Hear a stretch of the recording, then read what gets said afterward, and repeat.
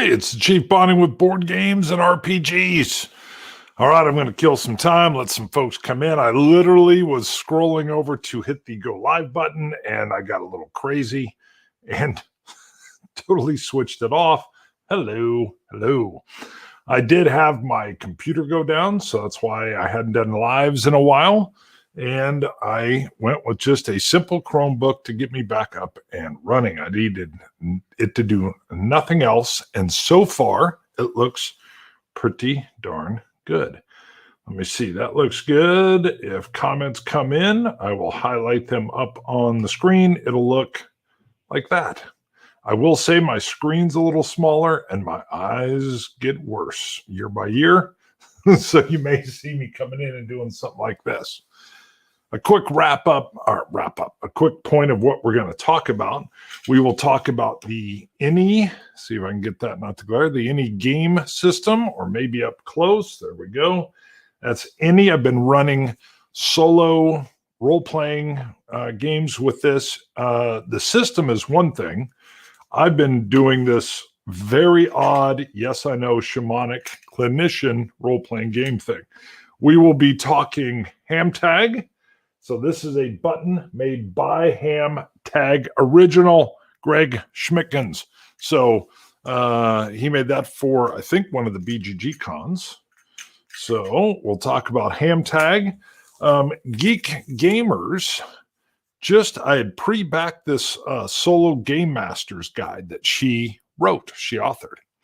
She has a YouTube channel, awesome channel, where she goes in and talks about, heck, she's covered Ambush. I don't know if she's covered B-17, probably, but she's got regular games, war games, role-playing games, but she is a soloist. So this book, she explains a lot of her ideas. Again, sorry, getting a little bit of glare.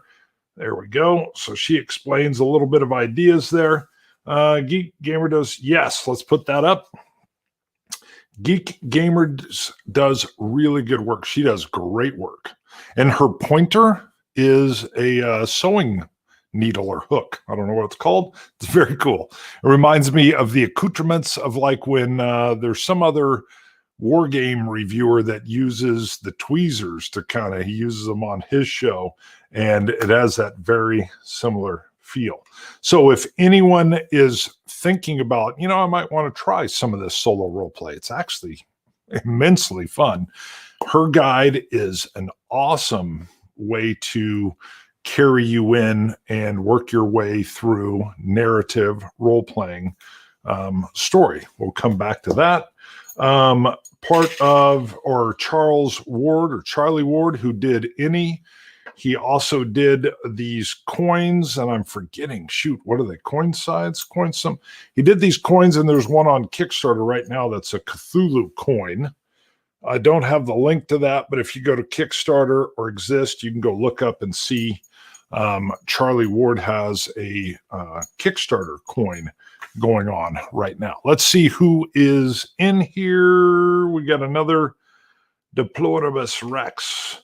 Let's see. As a man, I've resisted the urge to get and use a knitting needle, but was tempted. Yeah, the way she's using it as the pointer and her hands, like hand modeling. So she is not on camera, at least none of the episodes I've seen, and I probably watched like 20. It's the game is featured, whatever the game is, and her hands and explaining. And one of the very cool things is she will go break open a board game and pull out the map or grab a few cards. I don't know what, can't remember one of them, but I mean, maybe even Magic the Gathering cards. And then she'll use that and show you how to create a story, or she'll grab a book, just a fictional book, and roll up dice to get to a page. She'll know that book maybe is like leans on mysteries, or it's got a scary horror theme or whatever. And she'll go to a page based on that random die roll, create a setting or a scene or whatever, and then boom, drop right down into it.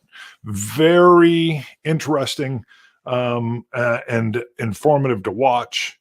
And the really fun thing about solo role playing, I use the Mythic emulator, is you don't know what's going to happen. It's a lot of surprises and twists and turns, and you kind of know logically where you're headed, but then boom, what does this mean? What is this? Another good one is Trevor Duvall and Me, Myself, and Die, D-I-E. Let's see. I had a high come in here. I've got a new screen. It's a little smaller. I think I'm going to have to figure out how to make it a little bigger, or I'm going to move away from my mic, which I probably already did. Timon. Hi, Chief. Hello. I can read it better on the screen than over here on my text side. So I will be highlighting them. And we have, she does great gumbo combinations of board game pieces, novels, RPG stuff to run a solo session. Oh yeah, phenomenal. She's got a section in here on that. So she's also got all these appendices. Is that right? Appendixes? Appendies? I don't know what it is. Like Appendix H is literary random table. And that's what you're talking about there. She's got a little appendix in here to cover that side of it, along with some other charts and different. So there's all kinds of things you can move through to set mood. Matter of fact, I sometimes when I'm dropping into a dream, when I'm doing my shamanic clinician, it's a little unmoored, and I've got to kind of, when I'm coming in and starting a session, I've got to figure that out. So far, it's worked well with Mythic, but she had a system that she talks about in the book where if you know you have something that you could do some lists, some charts for, so it could be anything, if you're talking about a dream, imagine the immense different landscape settings you could be dropped into via a dream. So it could be realistic. It could be anything. It could be fractal. It could literally be anything. So I could create a list and then simply roll up on it, and that will drop me into whatever this dream setting I'm thinking of. Because I was sitting there when I started Shamanic Clinician, I in my mind's eye, it was going to be not the same, but it was going to have this feeling of Quantum Leap. I loved when Quantum Leap started. And you didn't know, why am I forgetting his name? You didn't know what body he was inhabiting, and he didn't even know. And all of a sudden you'd see himself in a mirror or whatever. And you were like, oh my God, that was so cool. And then there was a story built around it. And so the idea of Shamanic Clinician is I'm dropping into a patient's dreams to try to assist them, but I don't know the dream that I'm dropping into. And I think there's a system in here that I'm going to use. So let me see. Let's pull up this from Deep Blue Sky.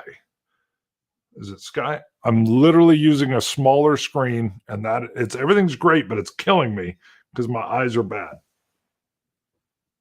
Ska. I think it's Ska. Geek Gamers is a fantastic solo player's resource. Yes. I think I've watched every episode. Yeah, very, very cool. I've got Forbidden Lands coming in from Free League. I'd played that. I'd actually had a GM come in, or referee, whatever it's called. Very seasoned role player and GM. He's retired from the police department. I played or worked around him for years. And he came in and ran a setting with 4 folks around the table. Bo, my son, was in there, and it went off great. But then we couldn't really get the group together. That's always the problem with busy grown-up lives, at least for me. But I thought, man, I love that setting. I want to know more. And then she had the one episode with that where she's just dropping in on a piece near like the deep forest or something and moving through that. And I thought, oh, that's great, because the map in there is just gorgeous. All right, let's see. So my controls are making it hard for me to scroll. I'm missing Scott Bakula. Yes. And what was his character's name? Sam? Wasn't it Sam? I know Iggy. Why can I remember Iggy was the computer that his buddy would come in and have to bang around and get to work. What was the character's name? The actor was Sam Bakula. He did great Great. And then ends up on what? Enterprise, which I didn't watch much of. I think I was busy at that time. So, all right, we've got some more folks in at this point in time. So I'm going to circle back and recap. We'll come back to all of this. So the first thing is ENI, E-N-I. I think I'm going to have to do this. So ENI from Exist Games. There is a link in the description you can go look at. If you go look at the episode that's out right now, episode 4, it's called Mentor, part 1, and it'll say free. You can go win a free copy of this. I have 2 of them. Charles Ward, the designer of this zine, sent 2 extra ones and said, would you be willing to do a giveaway? And I said, sure. So go watch that episode. It'll tell you how you can put a comment in and let me know that you want to be included in. It'll just be a random. I'll mail it anywhere in the world, assuming it can get there. So, but I've got 1 person that's put in so far. It just came up yesterday, but you still have time. I'm going to run that for the week until next Friday when episode, I've got to make sure I got my episodes right. Yeah, I believe it's episode 5 will drop. It's weird because I got a part 2, but it's episode 5. All right, let's see. What was Deploribus he was filling me in? Not sure, Chief. I think his buddy called him Sam. Yeah, and I can't remember. Man, it's so weird because his buddy that was always assisting him had been a pilot, like a Navy pilot. Yes, a Navy pilot, because he'd show up in his dress whites every once in a while, had been shot down in Vietnam. That was one of my favorite. It was like a trilogy. I was going to say, well, spoilers. It's been out forever. But maybe that was, I can't remember. So anybody that knows, throw out all those names. Iggy is the only thing I can remember, which was the master computer's name. That's funny. Why do I remember that? Crazy. So, the ENI, we'll talk about ENI for a little bit, and then we'll come to HAMTAG, and then we'll talk again about Geek Gamers and the Solo Game Master's Guide. So I'm doing and I'm sure it will be weird. Weird all the way around. Weird for folks that tend to just like war games, definitely, because it's role-playing, and I've made up the setting. So that might even make it weird for the role players, because what I wanted to create, and this system did it very well. So first, I'll talk about the system. You have a setting. You make the setting. The book doesn't tell you the setting. It works with any setting, ENI, any setting.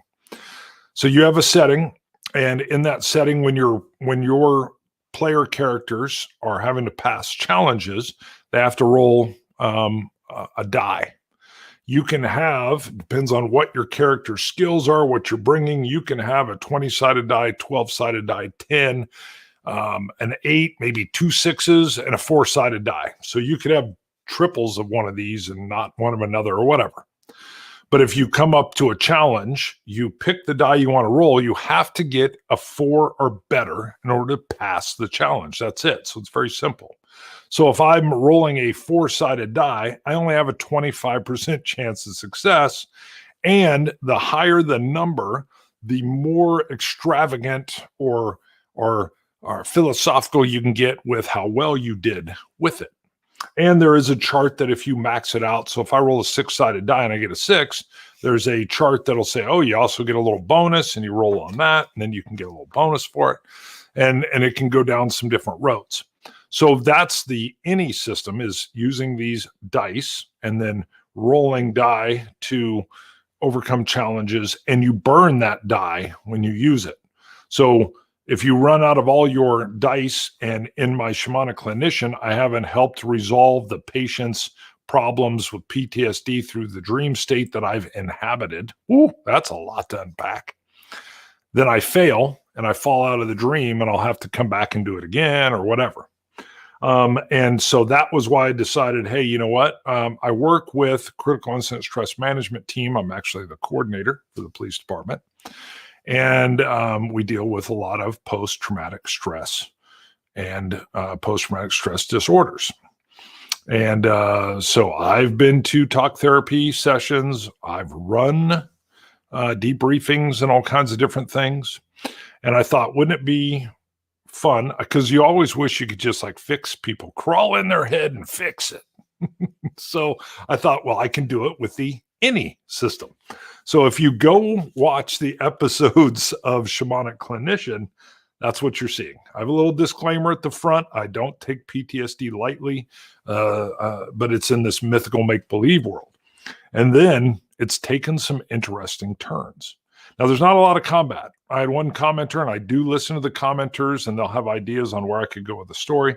Said, they kind of missed some of the combat. I could see there being what I call dream combat. I'm not even sure what that means, but I could see it happening.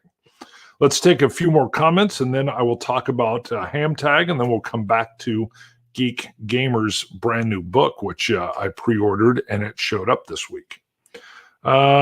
Beat Cafe, I think Bakula's character was named Scott or Sam Beckett. Yes, Scott Bakula was Sam Beckett. You're right. Yes, and now we got Iggy.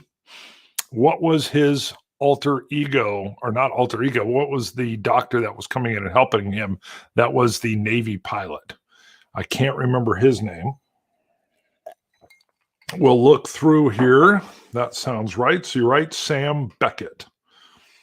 There we go. And what do we got here? Chief, no joke. There is a new psychotherapy protocol, ERRT, exposure, relaxation, and rescripting therapy that I'm currently learning.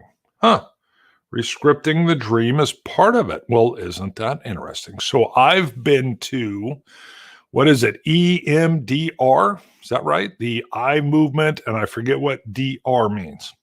But I've been to that. There was a homicide back in 1997, and I happen to know the victim in that, and wasn't on scene for that. I actually avoided that scene because of that, but there was all kinds of stuff around it. Where real life story, I mentally kind of predicted what was going to happen. And then when it did happen, of course, I'm no precog. Hello, let's bring in another movie reference. When it did happen, I felt a lot of guilt because, I don't know, it's that instinct or that hunch stuff, but you don't do police work off hunch. I mean, if you think, there could be a bad guy around the corner, yes, that's a hunch. You're going to, hey, let's get two people and go around slowly. But you don't make accusations based on future events. And then, unfortunately, a very, very nice innocent person was killed in a murder. And that was still bothering me from 1997. So I thought, I am literally a coordinator for critical incident stress management team. And I teach and darn near preach, yet you talk it out. You talk through it. You don't stuff it down. You don't push it down. You talk about it. And I thought, and I'd met this gal and she was doing EMDR, and I thought I should do that. Then I was nervous about making the call, and I thought, that means I really got to do it. So I did. And it was very, very helpful. So it wasn't like I didn't rank it wasn't like a debilitating thing, but it was definitely lingering around. And when something lingers, you gotta excise it. So that is cool, the pluribus. That is really cool. And decentralization and reprocessing. Very cool. Sorry, if I missed something, I do have a smaller screen. My eyes are bad. I got to admit, I'm going to have to see if I can make this bigger as I move through, or put this up on a platform, or lean past my mic and show you this. What is this? That's what I'll have to do to read some of this. I'll have to figure that out. All right, what do we got here? Cognitive processing therapy, CPT, and prolonged exposure are the two mainstays of psychotherapy of PTSD right now. Very cool. I haven't read through it yet, but there is a psychologist or a psychiatrist, I don't know, she's also a professor. She works with, I've got her book. I haven't read it yet, but she works with traumatic rape surviving victims, stranger rape. So the worst cases you can imagine. And I was reading into that.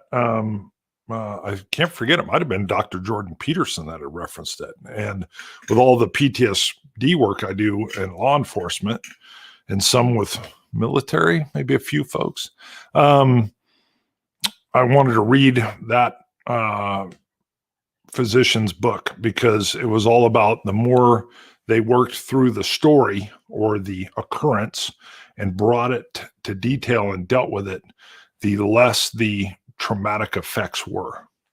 And so that was kind of some of the impetus of me doing this as well. Again, all fictional. And I don't take it lightly if you go look at it. But that was some of the idea. So Davis Beck, I wish I was calmer in stressful situations. I'm trying to improve on this. My uncle was such a calm person. He was in the RAF for a while.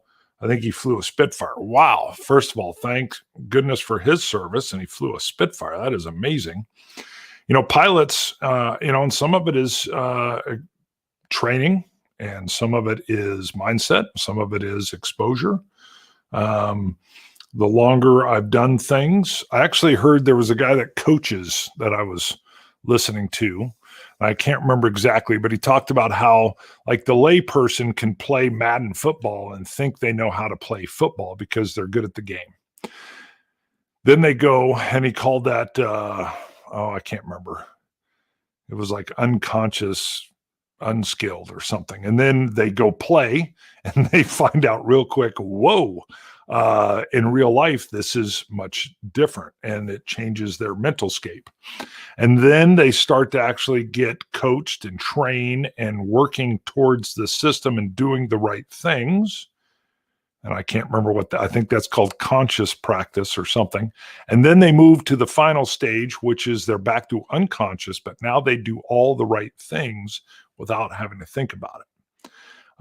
And that's a huge thing in police work. And that's where we'll call them training scars, that if you do something at the range, you try to make your range closer to real life, because people will do the same thing that they did at the range. Like, at the range, you may have to shoot and then go back to the holster. Well, now they don't have you do that right away, because not here, not anything I've experienced, but there were cops that would be getting shot at, and they would come out, shoot, and go back to the holster. And then they'd say, why did you do that? You should. And they were like, I don't know. It was a training scar. So I wish I was calmer in stressful situations. Interesting. I think the first thing is recognizing that you wish to be that way. And then about to give you advice, so you can ignore all of this because I don't know you, sir. I don't know you, Davis. But what I like to do is I would think of stressful situations that weren't dangerous. So for instance, I went and did stand-up comedy for a while on amateur nights. And I'd been very shy as a kid. But I had I was funny with my friends. And I thought, stressful situation, totally outside the norm. Judgmented. You're literally up on stage. All right. I actually even talk about that being on stage in one of these episodes. Actually, it's episode 4. And I was able to draw upon that. But by putting yourself up there, you create a stressful situation. You go up, meet the challenge, may even fail, and then come back and do it again. And so you can you can manufacture situations to help yourself get better. Boy, I didn't know we were going to get into that. Please do give advice. I would appreciate it. Well, there you go. So you may think about that. I mean, it'd be whatever it is for you. It could be as simple as I'm going to learn tennis, and I'm going to go get a pickleball would be better. But I'm going to go get a coach, and I'm going to actually learn how to play and then play. And I was playing with some of the young officers, and I'm not nearly as fit as I used to be. That was stressful because one of them was running me into the ground, and I was like, I'm going to have a heart attack. And then he was looking at me like, man, Sarge, you look more fit than you are. I'm like, oh, God dang it. Perfect. Yes, give it to me. Deploribus. When I retire from the VA, again, thank you for your service there. Maybe I'll start a board gaming, wargaming group for veterans. Lots of veterans are very isolated. I wouldn't wait for retirement. I don't know what you do, but Tom Vazel was over in Korea, and I think he was even near Daegu. I could be wrong. But because I've been at Camp Walker and one other one in Korea, but he was going on base and just playing with the active duty personnel, bringing games to their chow hall or something. I don't know where. Maybe they had a little rec area or something. And that actually was what got me interested in going and taking a bunch of police officers to a high school, because the hardest group that the police have for positive interaction is those high school age students. And I thought, if we can get in, it's usually a ticket or minor in possession of alcohol or marijuana or whatever. But I thought, if we can get into school and meet them over board games, great. And I was able to get a bunch of guys that I'd had come over to the house and play. And then we went to a high school and worked with an AVID program, advancement via individual determination. And boy, was that awesome. That was where I met Dexter. So if you guys remember some of my Dice Tower stuff and some of my bonding with board game stuff with Dexter. So let's see. We had Davis again. Thanks, Chief. You bet. So again, make that particular for yourself, but think about, hey, what would be stressful that I would do? And then go just dip your toe in and do that. So the first thing I did was start going and watching amateur night. I was going to the comedy club and picking amateur nights. So you would see a bunch of amateurs come on, some of which were terrible, some of which were good. And then you would see the pros come on and go, wow, look at the difference. But definitely watching amateur night, I thought, yeah, I can do this. I can at least do what that guy did, which wasn't good. And then I knew, okay, I may suck, but I'm going to get up there and do it. And it was difficult, but it lit my brain up too. I was working through material and trying to get it down, and I only had 5 minutes. And, so it created many, many good things. So, and then I got lucky and I did really well. Not well enough to make money, although I got one paying gig. So I shouldn't say I didn't make money. I made some money. Let's see. Joe, my daughter is working on her master's degree in psychology. Now, every time I sit down to have a beer, she wants to talk. Well, that could be awesome. Sometimes my son has this deal. He's 15 now. He loves role playing. He's responsible for getting me kind of steered toward role playing. That and Twilight 2000 from Free League, the 4th edition, which I played 1st edition in the 80s. But so funny, because I'll be exhausted, ready to go to bed. I've just finished reading or something in my chair, and it'll be 10 o'clock. He'll come out, and he's wired at 10. And he's wanting to talk, hey, I had an idea about a game and, a superhero power. And I'm like barely functioning and he's kicking it off. And I'm like, I'm trying to stay with you, brother. I'm trying to stay with you. So, well, that's cool though. That's cool. Over a beer, and she's psychoanalyzing you. Just have a little fun. I was going to make a joke that was probably too much police-wise. Sometimes cops will joke with psychologists and freak them out. So you can come up with read a couple syndromes and then just relate them back to bedwetting or something, and she'll be like, "Really, Dad?" And you'd be like, "Nah, not really." Sorry, don't do that. That's what a cop would do. Don't do that. She'll tell everybody. Davis, Joe, this sounds like a great excuse for drinking lots of beer. Sure. Crosstalk. Good job. All right. What do we got here? You're right, Dave. So there we go. Love the crosstalk. So let's see. All right. I'll pause on that. We'll talk about HAMTAG. So again, this is Greg Schmidtkins. I can't get it in there. Loves to make buttons. He's got a little button maker. And when he goes to conventions, whether it's the WBC, the World Board Gaming Championships in Pennsylvania, or he's at BGG, he's on Team Geek. I think he's still doing that. He will generally make buttons and he'll hand them out for free. He also makes jerky. If you know him, he'll even make jerky and give you some. So if you see Greg, you can bring those things up. So on HAMTAG, that was so much fun. So I'd reached out to Judd and just said, hey, you want to, we've taken a break. I burned Judd out, I think. We were doing show after show after show, and he got a little burned out. I was getting close myself. So I think I probably could have done like another 10. Yeah, I probably could have done another 10 shows. Then I would have been like, hey, let's take a break. Let it build up a little bit. And then Greg had stopped. I think he said 2017 was when he'd said, you know what? I just don't churn through as many games. Greg plays very deeply into, he'll hundreds of games. Heck, he's probably got thousands with ASL. I don't know. He'll put it in the comments if he watches this. But he's a very deep player. And he said, I don't have as much to comment on. So he just wasn't coming on anymore, which is totally fine. The door was always open. And then I think Judd had reached out to him with, hey, what games did you play during the pestilence? And he was like, yeah, I'd love to come on. So boom, the band was back together. And then I threw out the live. Hey, do you want to do a live? And they mulled that over a little bit. And we're like, yeah. So we did the live Q&A.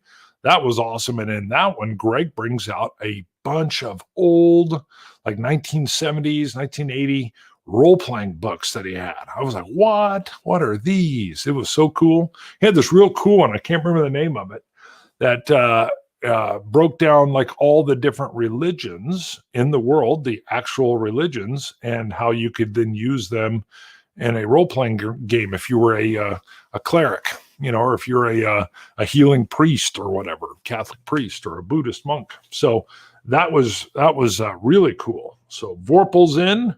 Hello, beautiful Vorpal. I've got a brand new screen, brand new computer. It's a little smaller, so I'm trying to read from a distance. I'm lucky to play 6 games a year. There's just no interest. The group specializes in battle tech. Well, that's cool. I never played anything with mechs, but it always looked awesome. So I don't know. I got to be honest. I would have liked the little scout. It wouldn't have had any power, but it would have been quick. But I'm sure I would have had to, like, I don't know. They get ejected out or have to bail out or something when they get shot up, if I remember right. If you're lucky. I've just purchased some miniatures for early 70s Star Trek RPG. All right. Perfect. Very good.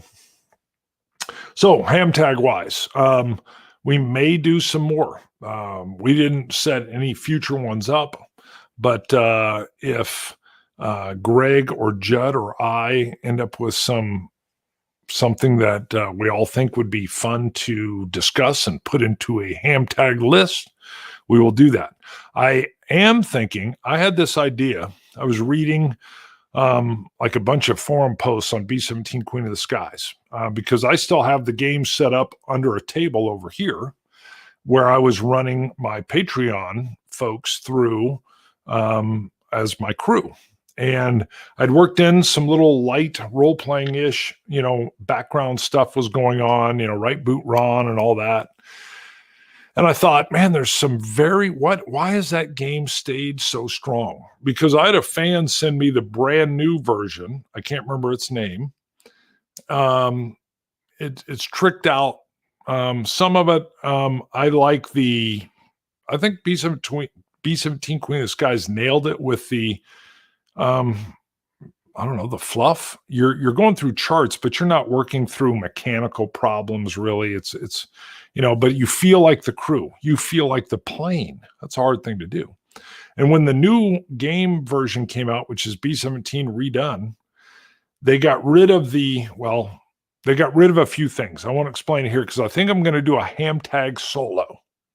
Fits in with my solo role-playing.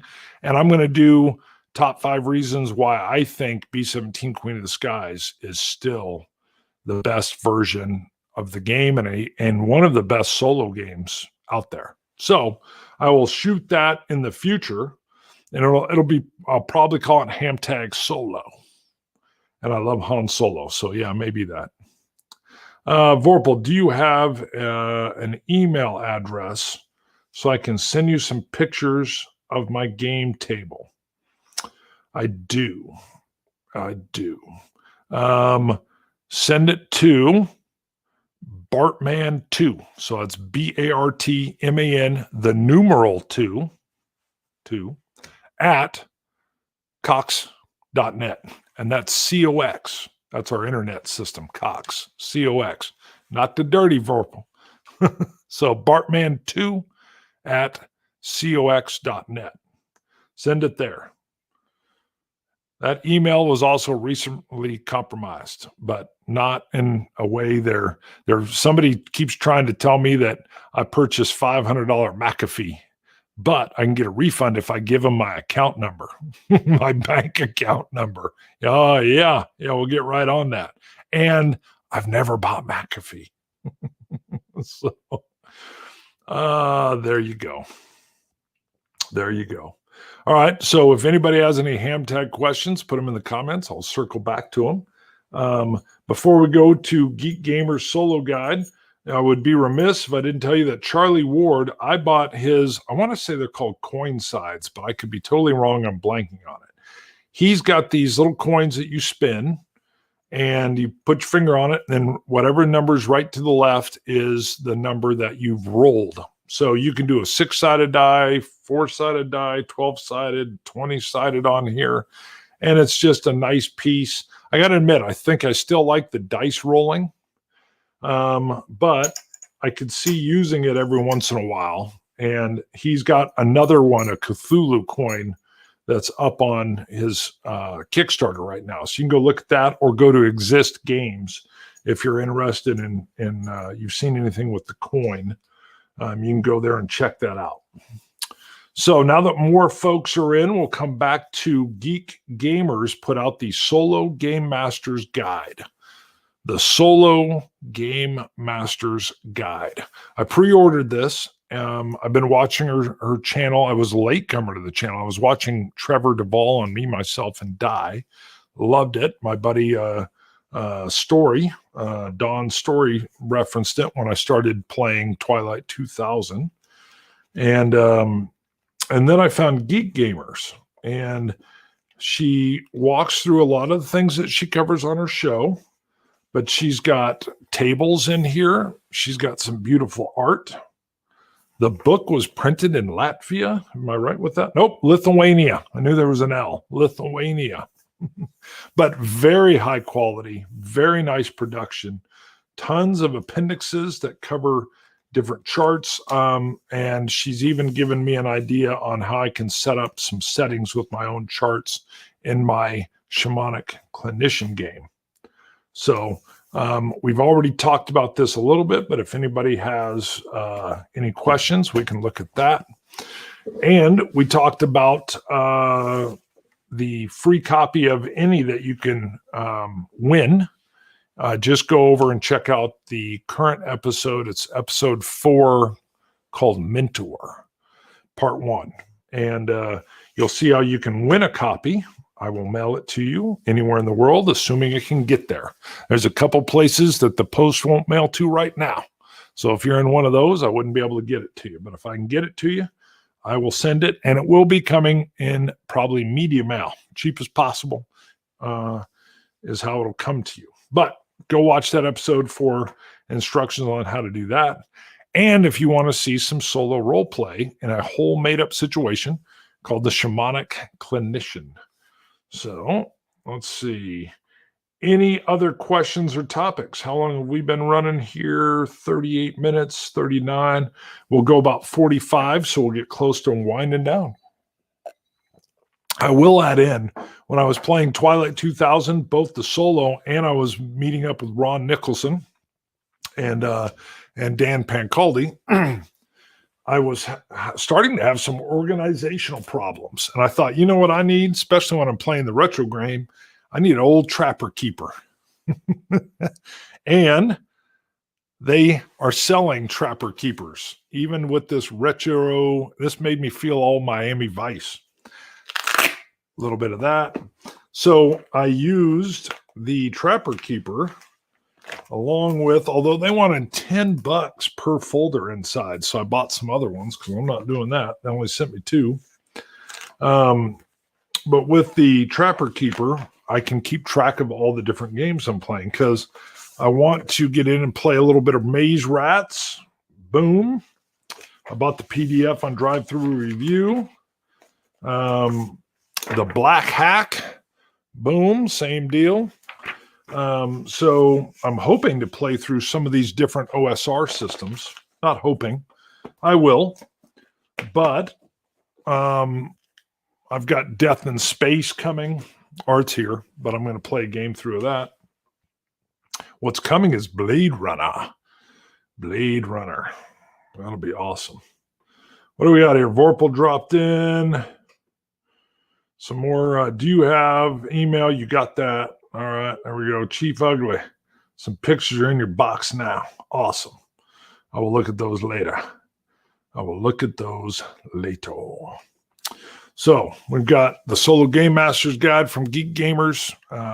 And I believe you can even get that now at Drive-Thru Review. Maybe it's just the PDF you can get there, but I thought you could get the book too, but who knows? All right. No other discussions coming in. We're at 41 minutes. And I think that's about all I got. Sound, you guys let me know. Sound okay. Visual looks great. This new screen actually shows me the colors, and I dialed it down because I tend to get washed out when I do lives. It's real weird. The live camera I use doesn't white balance as well as my real nice Sony that I use when I film shows that aren't live. And it was taking me a lot. I got to bring the light way down so that I don't end up all washed out. I get washed out anyway. All right. Sounds great. Thanks, Beck. So went with a mount. So the mic's a little closer to my mouth because I'm so long in the torso when it was down here. Sometimes people weren't hearing it. So it's always good to check, especially when I'm using a brand new Chromebook here. So realistic, I can smell you. Now you sound like my wife. She'd be like, get in the shower. So, what do we got here? Joe, thanks for the company. Goodbye from Long Island, New York. Goodbye, sir. Thank you for tuning in, and I will use that as my exit as well. Thank you, everybody, for tuning in. Don't forget, there's a contest. You can go to my episode 4 of ENI. You'll see it and watch there, and it'll tell you how. The solo guide, Game Master's Guide, awesome. And hopefully we'll get back with some more HAMTAG sometime soon. Thank you, everybody, for tuning in. It's been Chief's Vlog. I love just chatting. I think I'm going to go have... From the Whiskey Show, we just reviewed the Signatory. Boom. This one's got a little peat bent to it. Smoky. So I'll take this last one, and then we'll get out of here. Thanks, Chief. Great to catch you. Have a good rest of the weekend. And you too, sir. And everybody, thanks for the discussion. I didn't think we'd get into some of the therapy stuff. That was awesome. That was really cool. And I'm out. See you guys later. Thanks for